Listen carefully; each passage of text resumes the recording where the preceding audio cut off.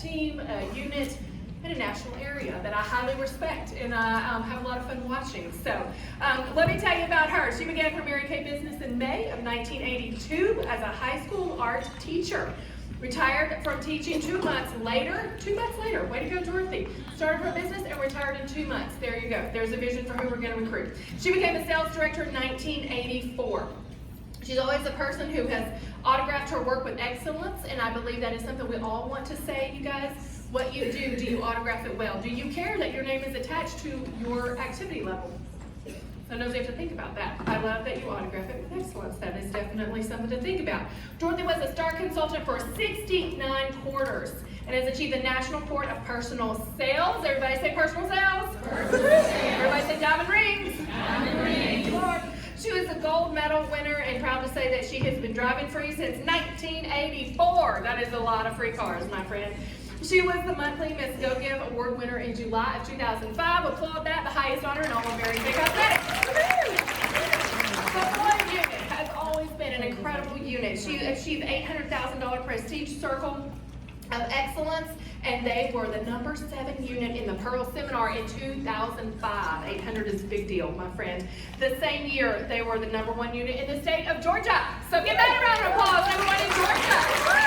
Dorothy's $1 million team has been a Cadillac unit in the Circle of Achievement or Excellence for 30 years. Talk about a heritage, you guys. Talk about a legacy. Talk about someone who can stay the course. That is really awesome to me. Dorothy has earned numerous all-expense paid and luxury trips to places like Spain, Portugal, the Greek Isles, the French Riviera, Alaska, Argentina, Scotland, Sweden, Hawaii, Monte Carlo, Beijing, Rome, and London.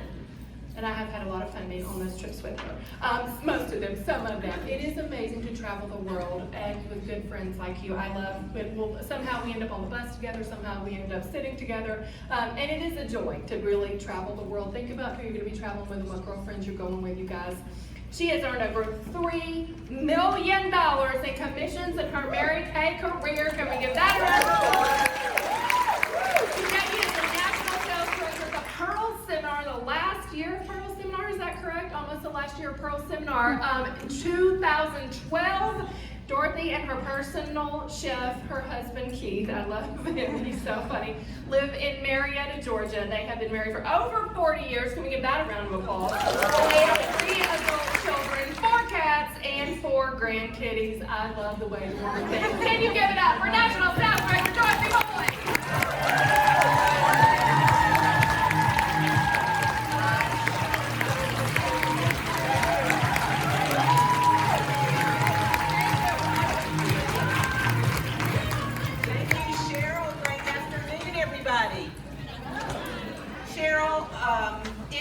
Traveling with you and Larry, and I need Cheryl's passion. I admire Cheryl's passion. I love Cheryl's passion, and it just rubs all over me. Whether I'm sitting next to her on a plane or sitting in a room like you are, listening to her speak. And doesn't she have a gift for that? And I so appreciate her putting on this event because I know how much work it is. So let's give Cheryl another big round of applause. Cheryl, I don't know if it was your idea or the Lord's to invite Cleta, but I know everybody's thankful to have Cleta here. Just one of the most fabulous trainers in all of the company. On top of being a dear, precious woman, and I've just decided I'm the self-appointed president of the North Georgia chapter of the Cleta Colson-Eyre family.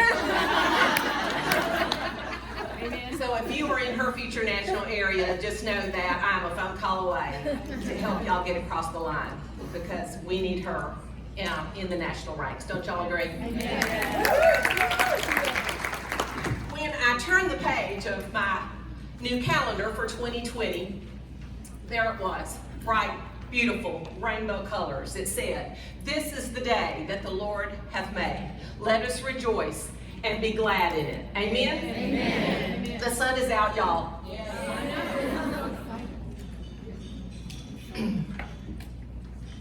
I know y'all are familiar with that verse. It's one we used to sing back in Bible school, isn't it? I bet you know that song. I want you to think about it. Is this a proper description of how you and I go about each day?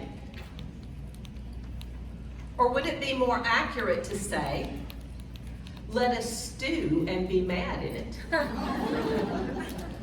Or let us sulk and be sad in it? Too often this is the case. Rather than rejoicing in the new day, the new year, and the new decade God has given us, we are letting precious time slip by while we procrastinate, grumble, complain, regret, worry, or give in to fear. If you want to love your life and your business, it's time to make a change. Loving your life isn't something that happens by accident. It's a result of healthy choices you make on a daily basis. Are you ready to make some better choices? That's recording, right? Good job. Okay. Yeah, better hit the You tell me. Time out. I don't multitask well.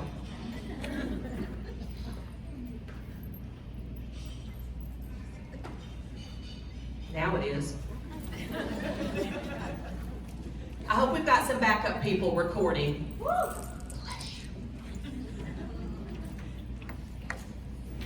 All right, I'm going to ask you again. Are you ready to make some better choices? Yes. Better for whom? Better for you, obviously. And also better for anyone in your circle of influence, true? Today is the day you could begin making the most of your time and energy and maximizing every moment and truly enjoying your journey. For those of you who've never been to one of my classes, I'm not one of those modern teachers who just gives clever sound bites of information. I'm an old school Mary Kay trainer who likes to get real and meaty. So shake out your hand and get ready to write. Because for the next 30 minutes or so, we're going on a joyride. One of the most startling revelations to come out of the latest breakthroughs in brain science is the discovery that, and you're going to want to write this down, there is no more powerful motivator in life than joy. There is no more powerful motivator in life than joy. This is not just my opinion. This is a revelation out of the current and very popular, and in recent years, discoveries of brain science. Your brain functions best when it's running on the fuel of joy. Write that down. My brain functions best when I'm running on the fuel of joy. Does your car run without the right fuel? We don't run well without the right fuel either. Our emotional capacity, write down that word, emotional capacity, which is so critical to our success as entrepreneurs, directly relates to joy. Now, emotional capacity can be thought of as our ability to bounce back from difficult or hard situations. We call that resilience. Emotional capacity is another way of saying resilience, or our ability to bounce back from difficult or hard situations. Now, when we, as humans, experience a win in relationships, in our goals, in our Mary Kay business, our emotional capacity soars. On the other hand, have you ever had days when your joy level was so low, it felt like it was more than you could handle just to get out of bed? All right, do we have any high C personalities in the room like me? Raise your hand, tall and proud, high C's.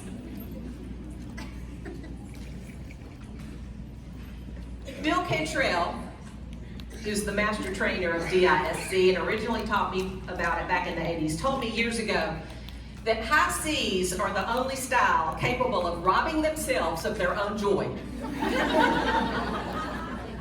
High C's can be, I I know, it's kind of funny, but it isn't, right? Hi, C's, do you resemble that remark? Yes. Okay, I know some of you are going, whoo, thank goodness I don't have any C in my style. But you know, aren't we all capable of robbing ourselves of our own joy?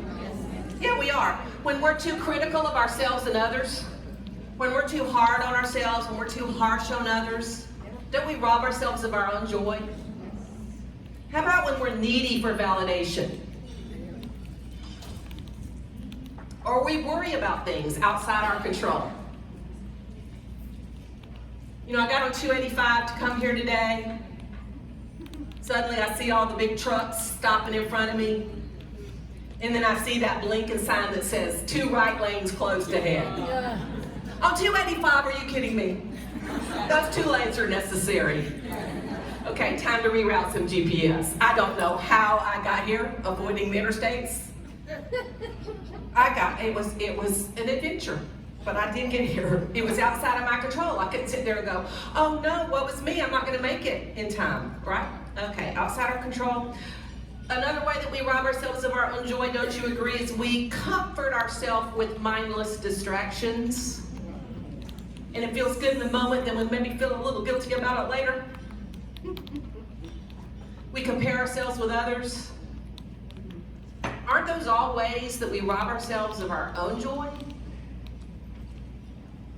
All right, so joy is the key to emotional capacity. And what's the other word for emotional capacity? Resilience. Resilience. So when you have lots of joy, life just works better. Relationships work better. And since Mary Kay is a relationship-based marketing plan, and it is, our business is more successful when we're operating from a place of joy. People want to do business with happy people. So we got to make the choice to get happy if we want to have bookings and grow our business. Now, as you may have discovered, joy can be an elusive thing. Most of us have no idea what causes joy or how to revive it when it begins to fade. We know deep down that happiness is not circumstantial, but how does our joy bucket get refilled when it's empty? That's what this class is all about. It's called Joy to the Decade. Joy to the Decade.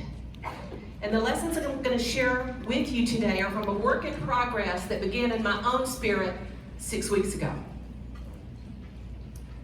I was feeling very down, and in truth, had been feeling that way for a long time, although I had not admitted it to myself. After 38 years of being in this pink bubble, of training in positive self-talk, it's easy to be in a permanent state of pink denial. So rather than bringing those negative feelings to conscious level and addressing them, I just kept on keeping on, like the good soldier that I am, and chose to ignore any potential consequences. After all, coping is what we Eeyores do best. And I'm a national sales director, so I can handle this, right? Wrong. Note to self. Feelings buried never die. They simply rise again at another time, another place, and usually in an uglier way. And in the meantime, they disease the body in silent revenge. You want me to repeat this? Feelings buried alive never die. They simply rise again at another time, in another place, in another way, usually uglier. And in the meantime, they disease the body in silent revenge. By mid-November, I found myself uncharacteristically tearing up a lot, even over little things. It really took very little to trigger feelings of frustration, of feeling like I was being taken for granted or not appreciated. So I pulled out a tool that helped me gain clarity in the past and reestablished a success habit that I had gotten lazy about in 2019, and that is journaling. I began to be brutally honest with myself in the safe space of the written word. In answer to my question, what is wrong with me? Before even thinking about it, I wrote down, I feel joyless. I was surprised at what I'd written. It wasn't a pretty truth, but it was authentic for me. The clarity made me so sad that I remained close to tears for the remainder of the day. Even date night at Maggiano's and pumpkin praline cheesecake could not fix it. I knew I was really owning my feelings when I told my husband Keith that night at dinner how I felt. And I said, "Are you surprised?" And he said, "Uh-huh." I masked it really well. But he was supportive, as he always is. The conflicts that had been warring internally for many months, in spite of my denials, were now finally up at conscious level. I didn't want to address them. I was done. And let's be clear, I don't get done. But I wasn't myself, and I knew it. Feelings are messy. Feelings are fickle. Do you know that in Scripture, God only talks about feelings 3 times? And one of those is Jesus wept. Jesus also got angry with the money changers in the temple. And he got his feelings hurt when his top 3 team members, apostles, fell asleep when they were supposed to be praying for him while he was sweating drops of blood in the Garden of Gethsemane just prior to going to the cross. You know, they were supposed to have his back. They let him down. So we know that sinless Jesus became emotional at the death of a loved one, at the abuse of what he considered sacred, and in anticipation of fulfilling his leadership calling by knowing he was going to have to endure a painful process ahead.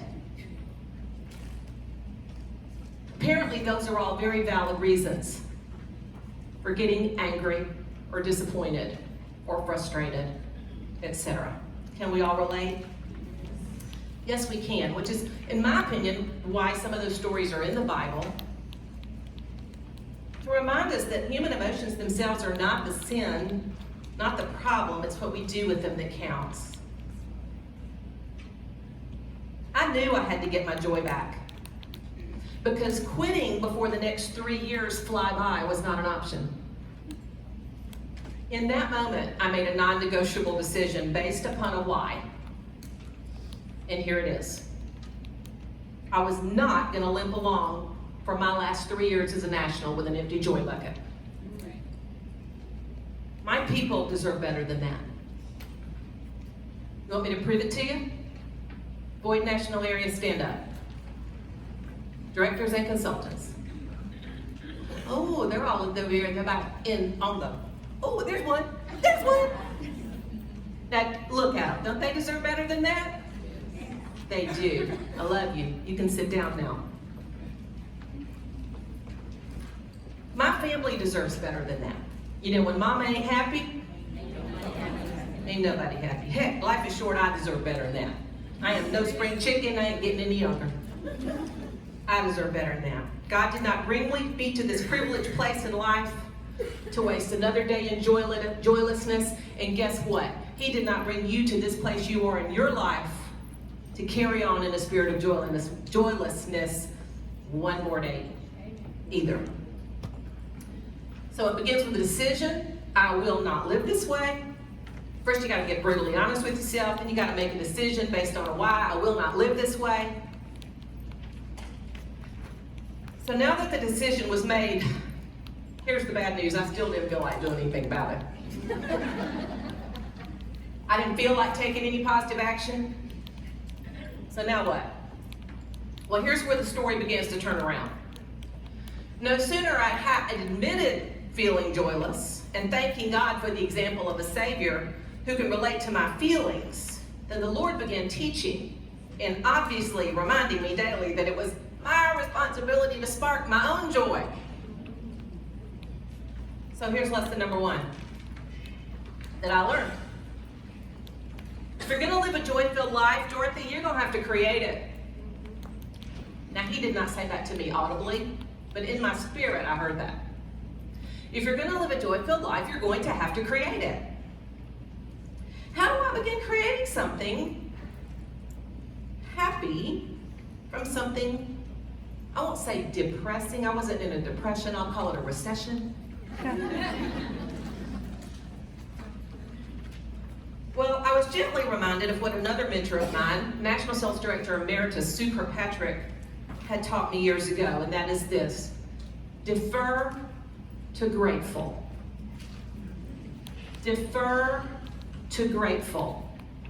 So I began to write down what I was grateful for each day. Some days that was easy. Some days that was a little more challenging. But that habit of verbalized gratitude began to reverse the downward spiral of leadership that had been circling through months of prolonged illness, frustration, and discouragement, and was on its way to going down a drain of uncharacteristic apathy and detachment.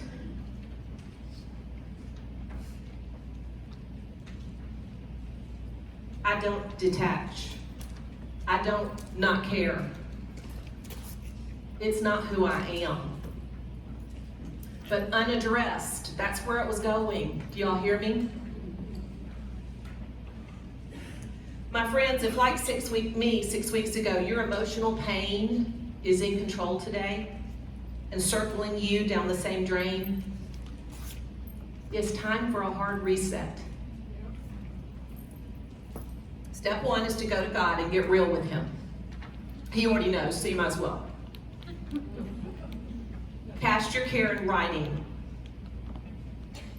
He often reveals Himself and His answers to me that way. Had I not been writing, the thought, I feel joyless, would not have come to mind. It was on paper before I even had a chance to think about it. I don't know how to express to you how God can speak to you through the written word, except to say that that has been my experience many, many times. Step 2 is to begin a gratitude journal, writing at least 3 things a day you're grateful for. Some days it may be the 3 things that you're alive, you have eyes to see and ears to hear. But write down something. No one's reading your journal but you. So without judging yourself harshly about what you write, or how well you write, or how much you write, just get started. The process of writing it down day in and day out will only serve to adjust your thought life back to an attitude of gratitude. From that one place, positive thoughts and energy will begin to emerge. I promise you, that's where the reversal begins. Step 3 is appreciation. According to author Marcus Warner, when appreciation levels are high, relationships are joy-filled. When resentment replaces appreciation, relationships feel like a burden. So when appreciation levels are high, relationships are joy-filled. When resentment replaces appreciation in the relationship, it feels like a burden. And that's because the 2 most powerful forces for building joy or missing out on joy are appreciation and resentment. Appreciation attracts, it builds joy bonds. Resentment repels. Appreciation is also a great way to fill up the joy bucket, which grows our emotional capacity. On November 22nd, I journaled, Lord, help me become an appreciative person. I want to develop that habit so consistently that I become characterized as a highly appreciative person. Help me, Lord Jesus.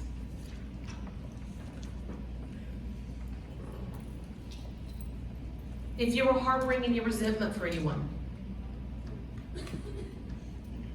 also ask Him to help you forgive.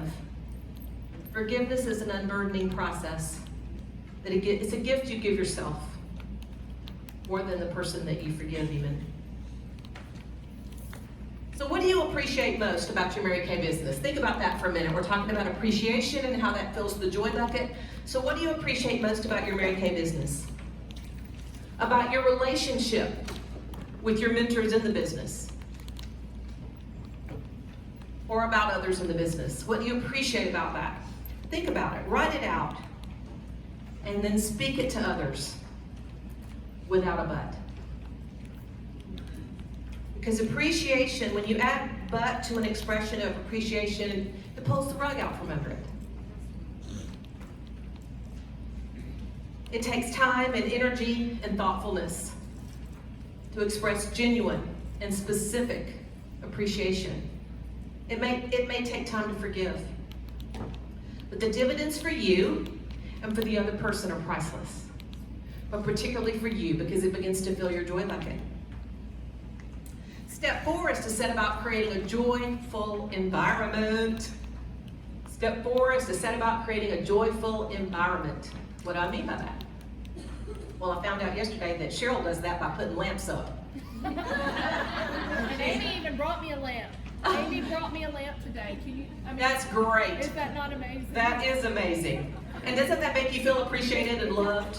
It made me feel very loved. Thank you, Amy. Thank you, Amy, for filling Cheryl's joy bucket by bringing that You lamp. did a great job today. Thank you. Love you. Thank you. I love lamps too. You know, I love to antique, and everywhere I go, I'm drawn to the lamps. If you come to my house, you'll just see all these weird lamps. Antique-y, but strange. I don't know why I'm drawn to lamps. I like lamp light. It's ambient. There's something about it. It's cozy. Let me find where I am. Hold on. Here we go. Basically, if your house is a mess, you're a mess. Amen. So, for me, creating a joy-filled environment means going through rooms and closets and cabinets and drawers and getting rid of some things and organizing those things I want to keep. Now, Marie Kondo made a boatload of money teaching everybody to keep only those things that spark joy.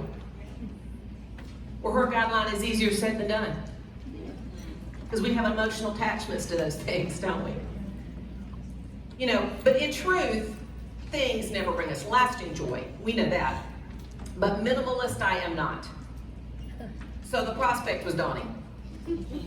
While it's a lot of work to go through spaces and clear out and clean up, it is ultimately liberating and joy-producing to feel less burdened by stuff. I knew that decluttering could not take time away from the business. So even though I needed a little Christmas, I needed it right now. I postponed other tempting pleasures during Thanksgiving week, like Christmas shopping and decorating and baking, and I disciplined myself to a first things first mantra because I wanted peace on earth and joy to the family in December. At that part, I wasn't thinking about joy to the decade or even joy to the new year. It was just, I want joy for the holiday. Now, Mary Kay used to often say that the number one thing keeping women from succeeding is disorganization. She was always organized, but like everything else she did a little along. She says that she used to organize one drawer a week in her house. And so by the end of the time she got through with all the drawers, she started over again. Well, I remembered her example, and I made the wise decision to pace myself and get some help. So I hired my daughter Carrie to come over a couple of hours twice a week, and I got my husband on board, weekly chipping away at his honey-do list. But we're not done by any stretch. It'll probably take me all through 2020 to finish joying up my space. But like the guys whose full-time job it is to keep those mirrored windows on the High Regency in Dallas shiny all the time, I'll just start over then because Mary Kay taught me that and she modeled that. When you tackle a daunting job inch by inch, it's a cinch. Your house does not have to all be done right now in order to give you that joy benefit. I found that each tiny segment you complete is a smile-producing victory. So, my friends, learn to celebrate with a little party in your head on every little segment that you do. Honestly, the two most joy-producing results have come from reorganizing the areas that I touch daily, like my vanity area. You know, my makeup, which normally, my makeup vanity normally looks like an explosion at the distribution center. Well, duh. Thank you, Container Store, for that. And finding my art supplies. My love of drawing has been neglected for way too long. So if you need a place to start to declutter, start with your personal spaces in your Mary Kay office first. Because a cluttered desk is a cluttered mind. And don't forget the unsubscribe button. Ooh, my email had just gotten so full of stuff, and I just had to start going through his hand. I don't care whose feelings I'm hurting, I'm unsubscribing them almost everything. And got my secretary to create a little postcard that says, "Thanks for taking me off your mailing list."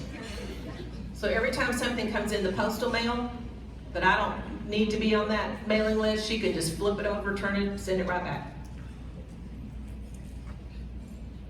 You know, those unnecessary emails, that unwanted postal mail, that's just an unnecessary distraction that does more to rob you of your time and your peace and your joy than you realize. So each new year I like to identify a word that resonates with me. Last year it was peace, and the year before that it was inspire. So on November 29th I journaled. Now it's 2 weeks into this joy journey. I think my word for 2020 might be joy. It is for 2019 anyway. It's for December 2019 anyway. Those are my words. Well, that day I read in my favorite devotional that I was not to make someone else responsible for my joy. Really? You know, you make this decision, you write this down, you open the devotional, there it is. So that's lesson number 5. It's not the responsibility of our spouse or our kids or our Mary Kay associates to bring us joy. It is not the responsibility of our spouse or our kids or our grandkids or our neighbors or our Mary Kay associates to bring us joy. That misplaced expectation just sets us up for pain when we expect others to be a certain way and they disappoint us. If you are hungry for peace and joy, create it for yourself while trusting God. Because you can't change other people. All you can change is your attitude towards them. Here's number 6. What brings you joy? Know what brings you joy. Cheryl knows that lamps bring her joy. It's unique to you. And it may be as simple as writing with different colored pens. Or keeping scented candles going in your home. Recognize what lights you up and create that, unapologetically. Living in your unique joy zone is attractive, contagious, and allows the fruits of the Spirit to become evident. Also, identify what steals your peace and create healthy boundaries to protect against that. Be stingy with planning time to think, become more self-aware, reflect, journal, and get prepared. An hour spent in prayerful planning saves many hours of stressful execution. My friends, you are in more control of creating and keeping your joy juices flowing than you realize. 2 weeks into this journey, life brought me 2 pieces of news that rocked my world in a good way. My oldest son got engaged to a gal we all love and adore. And then 2 new directors debuted in our national area on December 1. Celebrate, celebrate. You know, nothing fills my joy bucket like new offspring of all kinds. Getting a great new daughter-in-law. Has it been all good news in the past 6 weeks? Oh, heavens no. Heck no. Life has still happened with frightening regularity. But my commitment to be a joy-filled, non-anxious presence in people's life versus a frustrated or in denial stress ball has made an enormous difference. By mid-December, I was literally seeing the word joy everywhere and every day. God wasn't just winking a little confirmation. Yep, Joy is your word. It felt like he was hitting me over the head with a sledgehammer. That joy would be my word for the new decade. So here's an example. On December 16th, I had a Christmas party with my yayas, my girlfriends that I grew up with. And the first gift I opened was a needle-pointed cushion that said joy. So I chuckled and told my girlfriends about this joy journey. They were my closest lifelong pals. And then I opened up the next gift. Her sister had given me a gift card to Brighton, which I drove straight to after that party to spend, just in case something caught my fancy. And I walked in the door, and I went up to the table, and I looked down, and the very first thing I spied was this little necklace right here that says joy. Probably the easiest buying decision I ever had. Seriously? Souls, thank you, God. When I texted my yayas the picture of this, what I had spent my Brighton gift card on, they all started texting me like, I think joy's gonna be my word too. Well, I don't think joy, God just gave me this word and it's like, okay, this is my word, what's yours? I'll share my word with everybody in the room if you want it, okay? Because that's the day I also journaled that I wanted to teach a class on how to create and sustain joy for the journey for all of you today. So I think it was given to me to give to everybody. I don't think it was meant just for me, and I've already got this word, and so you can't have it. It's yours. You receive it? Reach out, receive, I receive. Great, okay, I'm sharing it with y'all.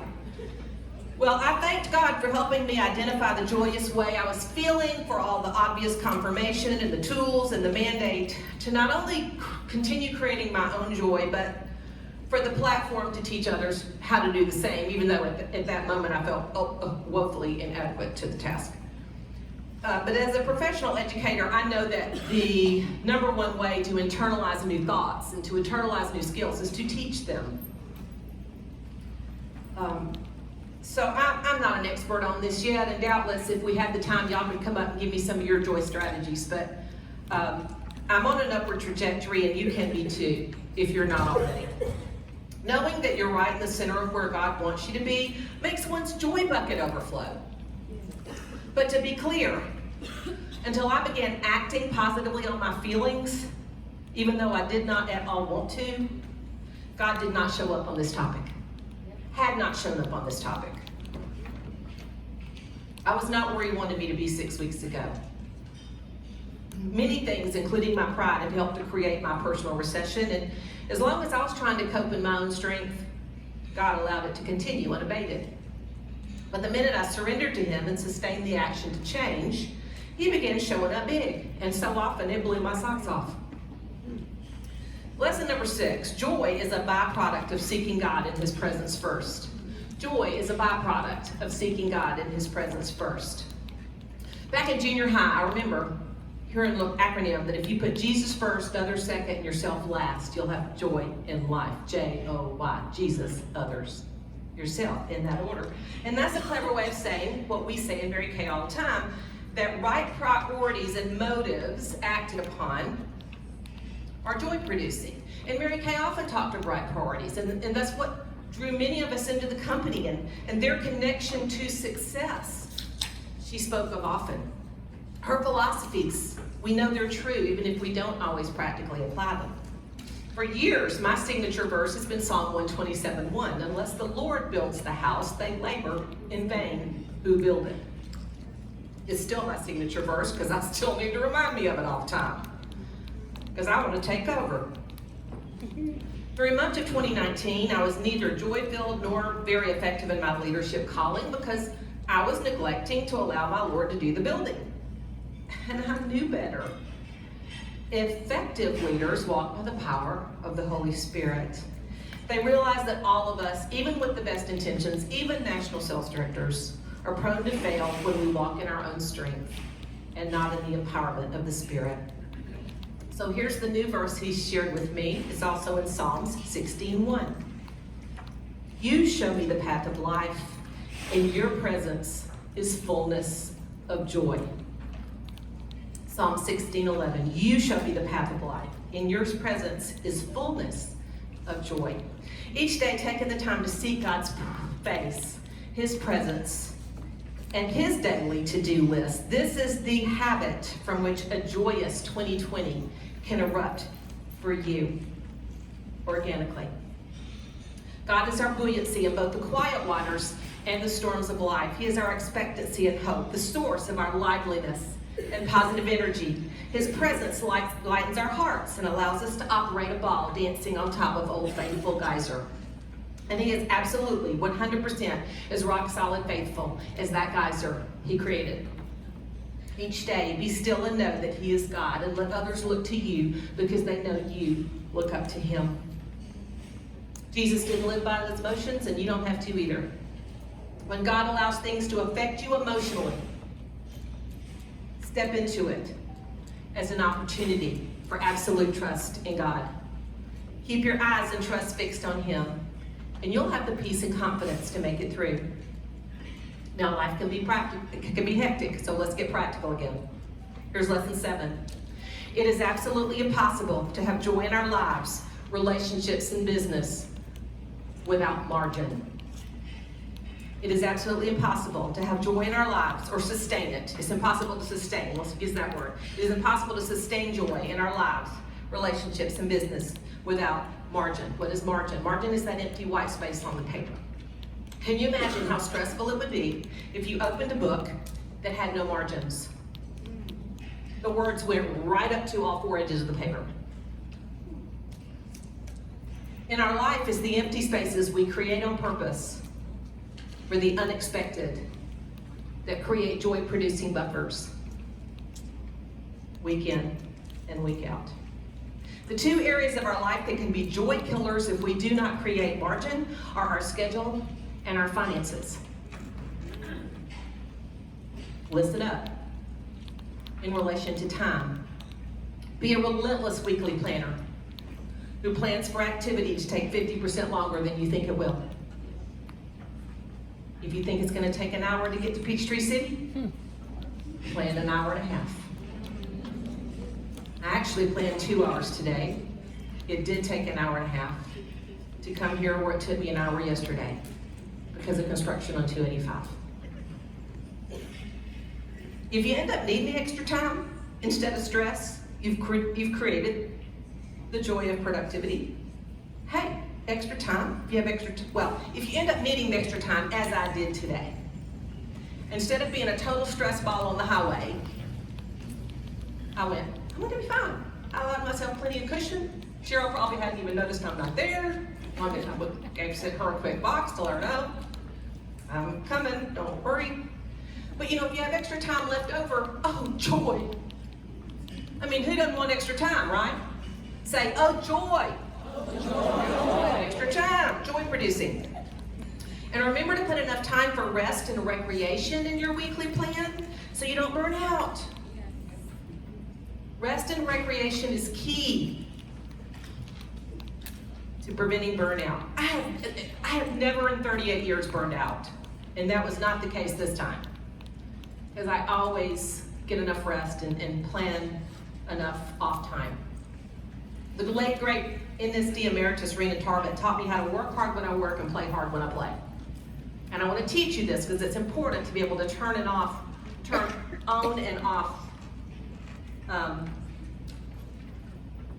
Mary Kay on and off. Playtime later is a well-deserved reward for working hard now. And there's no guilt when it's earned. Okay, playtime later is a well-deserved reward for working hard now. And there's no guilt when it's earned. Guilt is also a joy robber. So, like Rena said, I worked hard Monday through Friday so I could play on the weekends. If I didn't get the job done Monday through Friday, then I worked the weekends and there was no playtime. That's how successful entrepreneurs function. Do y'all understand? I could do a whole class just on that. You have to discipline yourself to get the work done when it needs to get done. Then turn off the pink brain and play with reckless, joyless, joy-filled abandon. All right?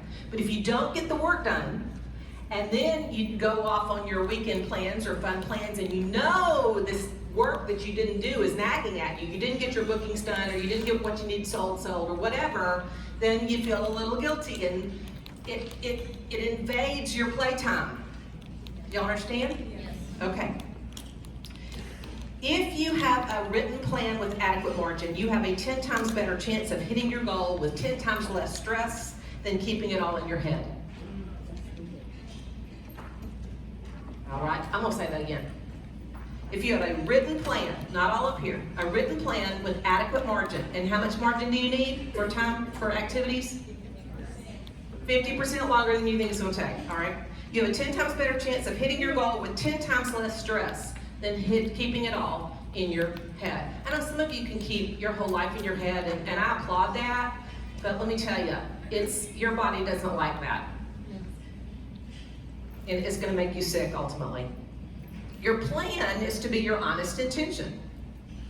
No day will match it 100%, so be flexible. Be okay with a plan B, C, D. Especially if your current season of life has a lot of moving targets. Margin allows for a lot of flexibility. Also, be not afraid of hard work. Weekly hard work with big numbers of people in this business is joy producing. Big numbers are joy producing. Small numbers and creative avoidance do the opposite. Small numbers, if we celebrate small numbers just to feel good, ultimately there's going to be a letdown on that, because small numbers are going to let you down. People are going to let you down, but big numbers never let you down. Big numbers are joy producing. You are in control of your schedule, and only what gets scheduled gets done. So what's on your date book for next week, my friends? Directors, what's on your date book between now and the time you go to Orlando? Something besides packing, I hope. Yeah. Something besides getting your hair and nails done, I hope.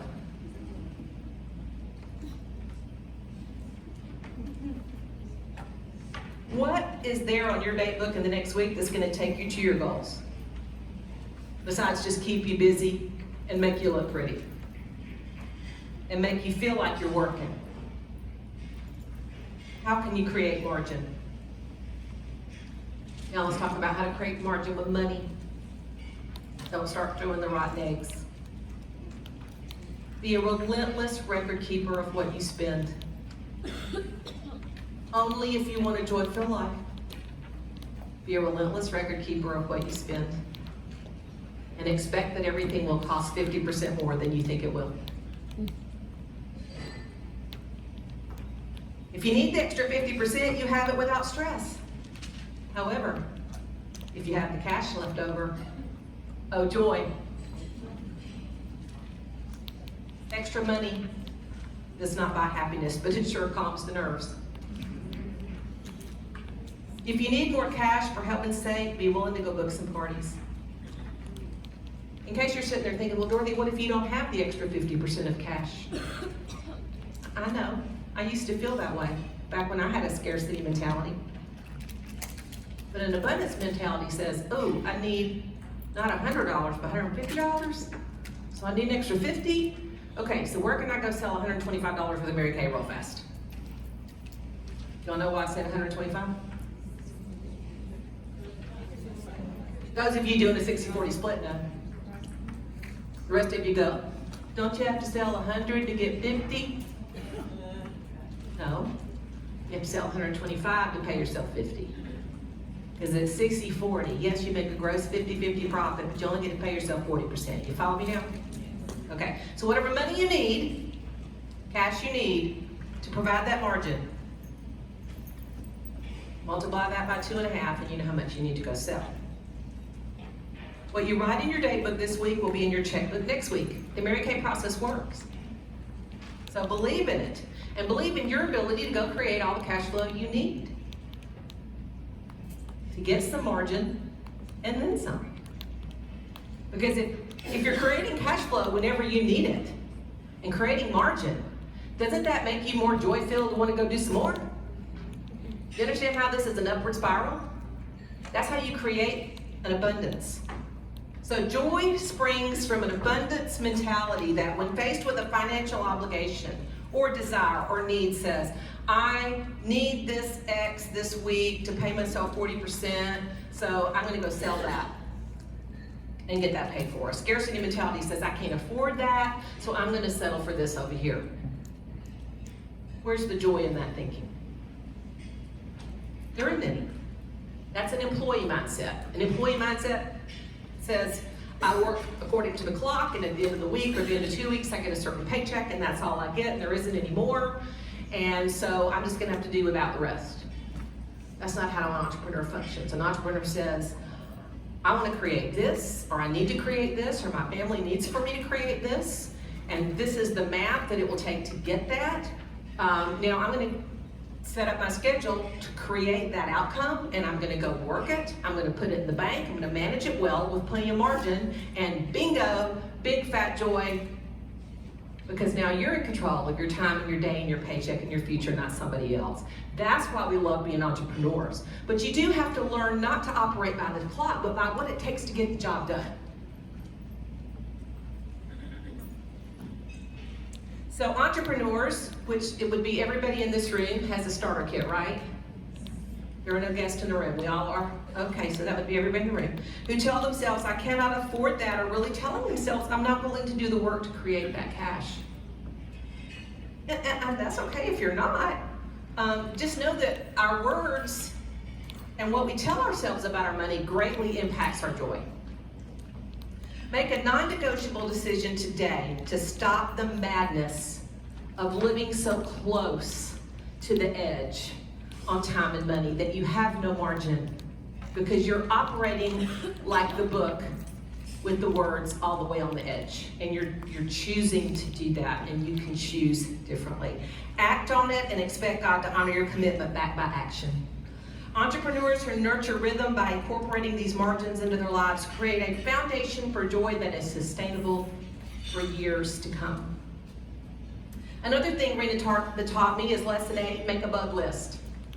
Make a bug list. All those little things that bug you, write them down. Make a list of everything that's in your control, in your house or your environment that is on your last nerve. Then tackle it.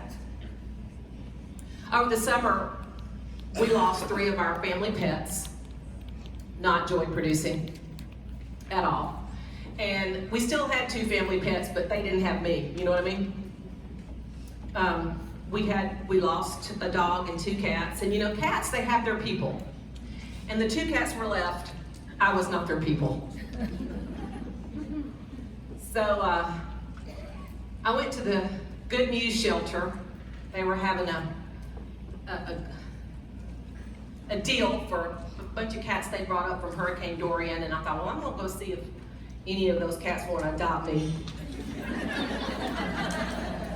2 of those kittens did, I'm happy to say, and they bring me joy all day, all night, and Keith too. When I came home with one, the kid goes, that one's cute, and the other one comes out of the box, you brought home 2? Trust me, Keith, you're gonna love these kittens, and he does. Their names are Rainbow and Raven. I originally, my national area is the Rainbow's in national area, so the stripy one got the rainbow name. And I originally named the black one Dory out of Hurricane Dorian, because one represented the storm and one represented the rainbow. But Dory didn't stick, so she got the Raven name, but we really just call her the Meeper, because she goes around going, me, me, me. Like, will you hold me, mommy? Hug me, stroke me. Now, if you're not an animal person, you're going, oh, gross. But you know, you gotta know what gives you joy, right? Now, back to my bug list. Those kittens are quite playful, and they go scrambling through my house 90 miles an hour, and every time I'd walk through my hall, my area rugs were in disarray. And so several times a day, I was leaning over and straightening those rugs, and finally, in December, I just rolled them up and put them in the garage. I'm much more joy-filled now. Some of you would have gotten rid of the kittens, but no. You'll be amazed at how simple it is to eliminate a lot of the things on your bug list that are pinging you psychologically and robbing you of moments of joy. And even if it's only for a nanosecond, my friends, those nanoseconds are adding up to your life. Yeah. And they're adding up to mine. And who has time to be grumpy? So in review, what does it matter to my business that I commit today to enjoying the journey? Because maybe I just want to stay grumpy. Because before we ever sell a product, before we ever sell an opportunity, we must sell a booking. And to be successful as a booker, we have to sell ourselves first. So new beauty consultants in the room that go, what if I can't sell? You don't have to sell, product sells itself. What if I can't recruit? Guess what? The opportunity sells itself too. All you have to get good at is selling an appointment to share the product or an appointment to share our opportunity. But in order to be able to do that, you have to sell yourself first. And that's why our image is so critically important. Our countenance, our smile on our face is important. Our smile, our facial expression, that's our logo right there. Our personality is our business card. And how we leave others feeling after interacting with us becomes our trademark. What are you leaving in your wake?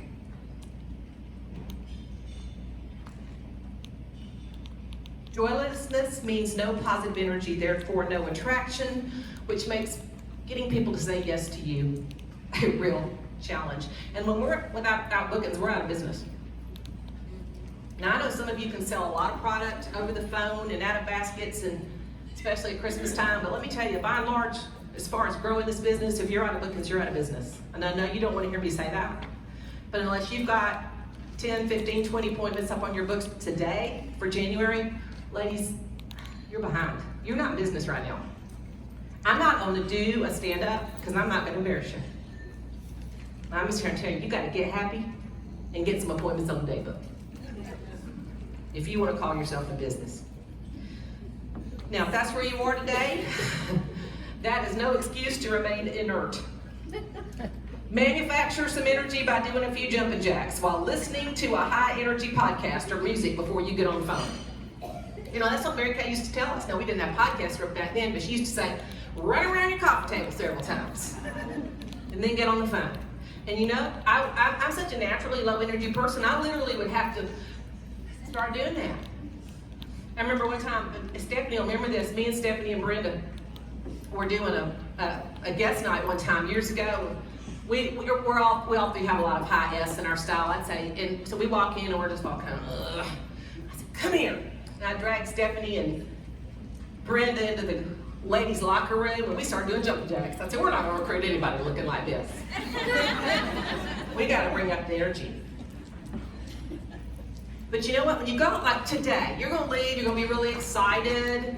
If you'll go ahead and get on the phone and book something while your mind has been expanded and you're full of energy and joy today, people will have a hard time saying no to you. We used to have something in the Atlanta area called the Step On Up Brunch, and it was the second Saturday of every month. And this went on for years and years and years and years and years. And I could book more between 12:30 and 1:30 on that Saturday because I was just so energized by going and hearing, being around this kind of group of people and hearing a national or top director talk. Nobody ever said no to me when I tried to book then. And my director, she was so high energy, she was Tigger, I was Eeyore. So I called her up and I go, Laura taught me into this. And she's so excited, get me all excited. And then I would start dialing the phone, praying they wouldn't answer, but dialing the phone. And then I would just mimic her Tiggerness. And what's amazing is that energy is so attractive, people would say yes, and then I'd do it some more. It was amazing. So if you're not a naturally effervescent person like me, you go, I'm not Kelly Clarkson. Well, I'm not either. So I had to do that weekly back in the day to keep my day book full. And you know what happens when you do? You get yeses, that brings you joy. Then you call the next person, the energy's there. So in closing, there's a wonderful little book I want to recommend you take with you on the next few weeks in your journey. You can order it on paperback today from Amazon. It's called 40 Days to a Joy-Filled Life by Tommy Newberry. 40 Days to a Joy-Filled Life by Tommy Newberry. It has a small daily reading and some simple exercises to help you turn today's good intentions into daily joy-producing habits. Director Paige Fuller gave me that book several years ago. It was a fabulous little book. 40 Days to a Joy-Filled Life by Tommy Newberry. Because you know, hearing it once is not enough. But that little book will give you the little daily exercises over a 40-day period to help you develop the habits. Because will your commitment be tested? Often. Mine was the morning after I wrote this class. So I had to read my own class and ask God to handle the situation for me while I adjusted my attitude, because I am committed to this new year, new joy-filled me. Are you? There's a lot of anxiety in society today, which can be very debilitating. And now I believe there's a new wave of people leaning towards seeking joy. Let's catch that wave and ride it.